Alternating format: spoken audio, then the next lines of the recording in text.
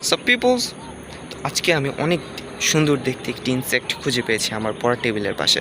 আমি যখন পড়তে বসি তখন দেখি সে আমার দিকে অনেক সুন্দরভাবে তাকিয়ে আছে।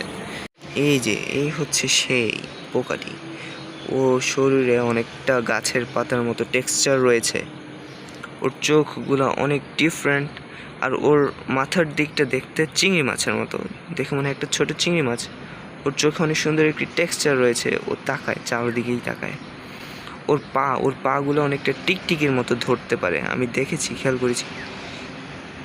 গ্লসি সারফেসগুলোতে ওর পা শক্ত করে ধরে রাখতে পারে। এরপর ওর সুরটা আমি একটু টাচ করি, দেখা যাক ও কিছু করে কি না। হয়, আরে তো নড়াচড়াও করতে যাচ্ছে না, হয়তো ও চাচ্ছে না আমি তাকে ডিস্টার্ব করি। তো চোখটা দেখতে খুবই সুন্দর।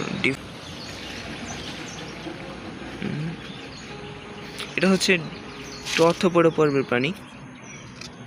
ও কেন যে হাঁটতে চাচ্ছে না আমি জানি না, ওর মধ্যে কোনো ফিলিং নেই নাকি। এনিওয়ে, দেখো অলরেডি একটি পিঁপড়া চলে এসেছে। এখন এই পিঁপড়াটি তার বন্ধুদেরকে গিয়ে বলবে যে, ওর সাইজটা যদি আমি দেখাই, ও আমার আঙ্গুল থেকে ছোট, কিন্তু ওর সুরের জন্য, এটাই কী বলে, অ্যান্টেনার জন্য ওকে দেখতে অনেক লম্বা লাগে। আর এখন ওকে ছাড়ার সময় চলে এসেছে। জিনিসটা দেখতে সুন্দর, তো চলো ওকে আমরা ছেড়ে দিই।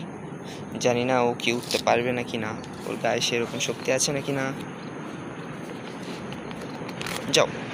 ও তো অনেক শক্ত করে ধরেছে। যাও। সে যেতে চাচ্ছে না কেন জানি, তাহলে একটু ফোর্স করতে হবে। হয়তো কোনোভাবে আহত হয়েছে, হয়তো রাতের বেলা ফ্যানের সাথে বাড়ি খেয়েছে, তাই আর উঠতে পারছে না। তো আমারও কিছু করার নেই, এটাই জীবন, survival of the fittest. Anyway, আজকের জন্য এইটুকুই। Bye by.